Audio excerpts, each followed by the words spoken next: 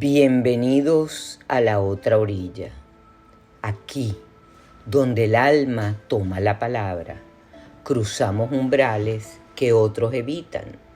No buscamos respuestas, sino profundidad. No buscamos tranquilizar, sino despertar.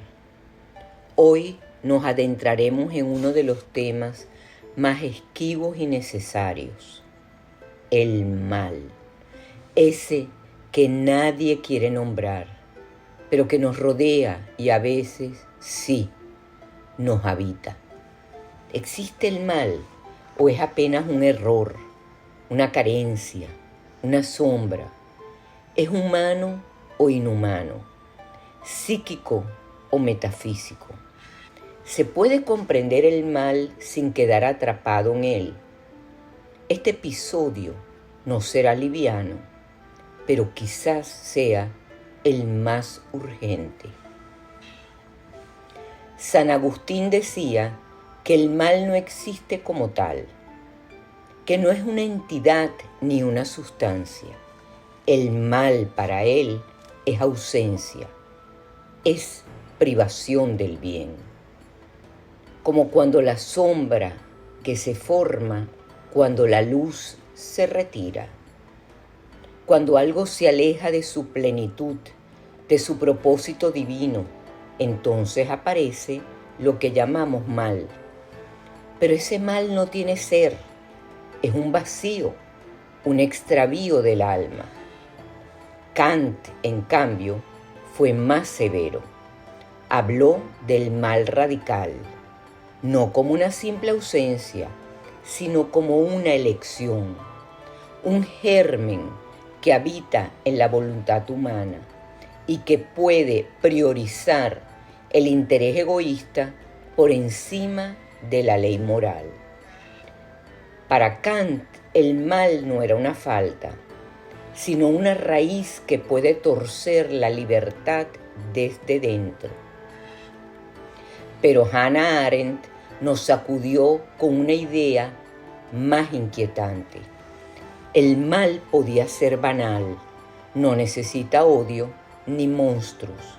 A veces toma la forma de un burócrata eficiente, un funcionario obediente sin pasión ni cuestionamiento, capaz de enviar a miles a la muerte sin pestañear, porque no piensa, porque solo obedece. Y sin embargo, Jung fue más allá. Para él, el mal no era solo sombra, ni ignorancia, ni desvío moral, ni rutina, ni pensamiento. Para Jung, el mal era una realidad viva, una potencia psíquica, una fuerza que habita la psique humana y que si no se reconoce e integra simbólicamente, opera desde las grietas del inconsciente. El mal, cuando no se ve, actúa. Cuando no se nombra, se disfraza. Cuando no se enfrenta, se proyecta. Y en tiempos donde todo se quiere corregir con bisturí, con etiquetas diagnósticas, con soluciones de mercado, el mal no desaparece. Se licúa, se vuelve algoritmo, se mimetizan los discursos de bienestar, se ocultan las buenas intenciones institucionales en los programas que prometen salud mental a cambio de obediencia emocional. Como decía el arquetipalista James Hillman, la patología es también revelación. El mal no es solo lo que destruye, es también lo que seduce, lo que anestesia, lo que adormece la conciencia con espejismos de salvación. El mal no siempre grita, a veces murmura, a veces sonríe y nos entrega soluciones instantáneas a cambio de algo más hondo: nuestra capacidad de dudar, de sentir, de desobedecer. Por eso, el verdadero enfrentamiento con el mal no empieza con la denuncia externa, sino con un acto de conciencia, con el valor de mirar hacia adentro, de reconocer esa parte nuestra que es capaz de traicionar lo más sagrado en nombre de lo más cómodo. Y ese, quizás, es el umbral más difícil. No exorcizar, sino integrar. No condenar, sino comprender, sin justificar. Porque el mal, cuando se vuelve símbolo, puede revelar lo que la conciencia ha excluido. Y tal vez solo entonces empiece el verdadero trabajo del alma. En arameo existe una expresión para el lado oculto del árbol de la vida cabalístico. Sitra Ajra, el otro lado. Allí habitan los clipot, las cáscaras de lo divino, las envolturas vacías que alguna vez contuvieron luz. Son los residuos del alma que no fueron integrados, los fragmentos que quedaron dispersos tras el rompimiento primordial de las vasijas. Allí se esconde el mal que no fue mirado, el trauma que no se simbolizó, la violencia no asumida. Y cada uno de nosotros, en momentos de desesperación o ruptura, puede rozar ese umbral. El mal no llega siempre con cuernos ni con gritos, llega con uniformes, con leyes, con normas, con ideologías, con justificaciones. Llega cuando alguien dice, solo obedezco órdenes. Llega cuando una cultura prefiere anestesiar que sentir. Llega cuando el alma es excluida del relato colectivo. Hay cuerpos que enferman porque han absorbido demasiado dolor colectivo. Cuerpos que tiemblan porque han sentido el horror sin poder nombrarlo. Enfermedades autoinmunes, insomnios crónicos, terrores nocturnos. Y si no fueran solo síntomas individuales, y si fueran resonancias del trauma no dicho. Como dijo el neurofisiólogo y psicólogo mexicano Jacobo Grinberg, de quien hablaré en futuros episodios, el campo de la conciencia se deforma ante la violencia no integrada. El cuerpo entonces se convierte en oráculo, pero sin ritual, sin símbolo. Esos mensajes se confunden con enfermedades, con desórdenes, con locura. Todos llevamos dentro a Caín y Abel, a Medea y a Antígona, a Luzbel y a Prometeo. Pero si no conocemos esos relatos, si los expulsamos como cuentos antiguos o mitos superados, entonces actúan desde la sombra. El alma necesita espejos simbólicos para reconocer su oscuridad, no para regodearse en ella, sino para darle forma. Lo que no se simboliza se actúa, y lo que se actúa sin conciencia es potencialmente destructivo. El siglo XX nos mostró que el mal no es solo un impulso individual, puede volverse sistema, convertirse en burocracia, en eficiencia. La Shoah, los gulags, las dictaduras no fueron obra de locos aislados, sino de engranajes colectivos. Y a veces el horror más grande no proviene de los verdugos, sino de los vecinos. Mis padres, sobrevivientes del Holocausto, me contaron algo que nunca se les borró de la piel ni de la mirada.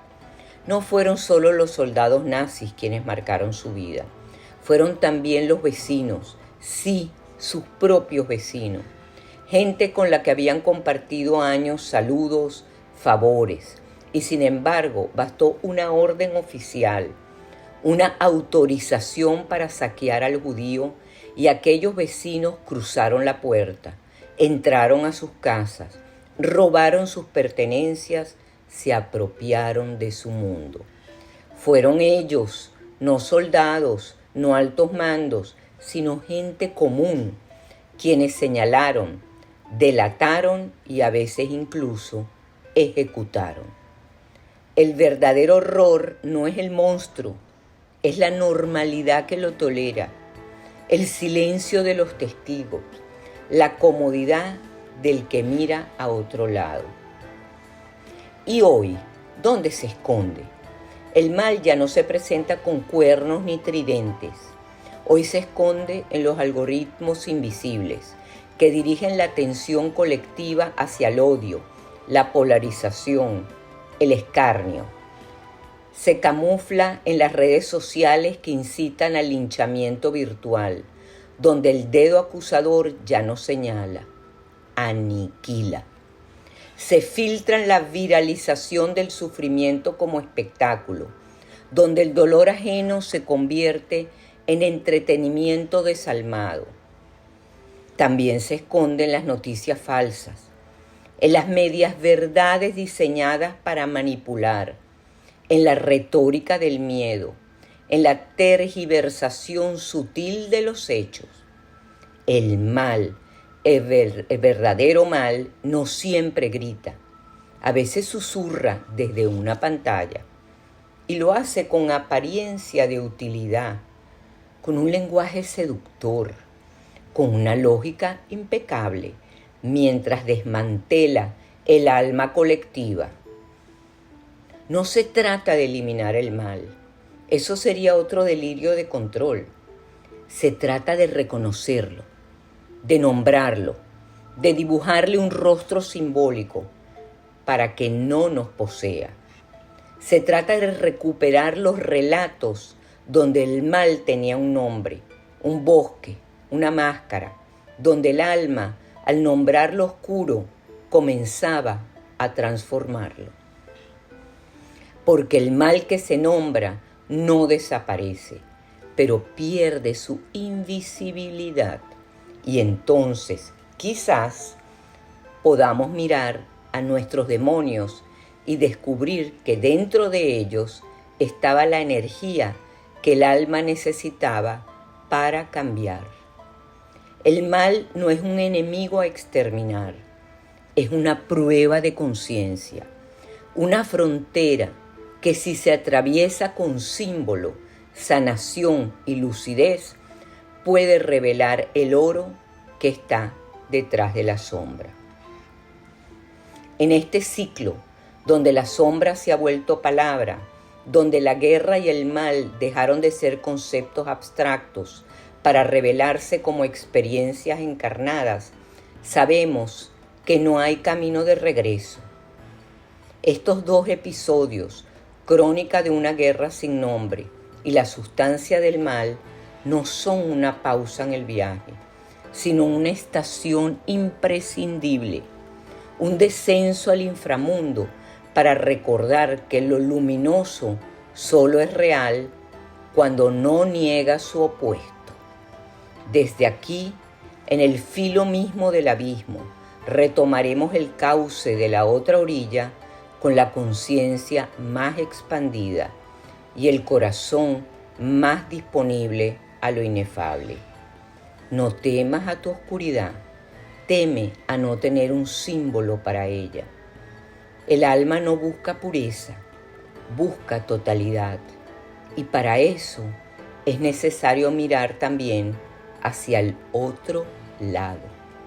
Te espero en el próximo episodio para seguir cruzando esta orilla que no aparece en los mapas, pero que siempre estuvo dentro.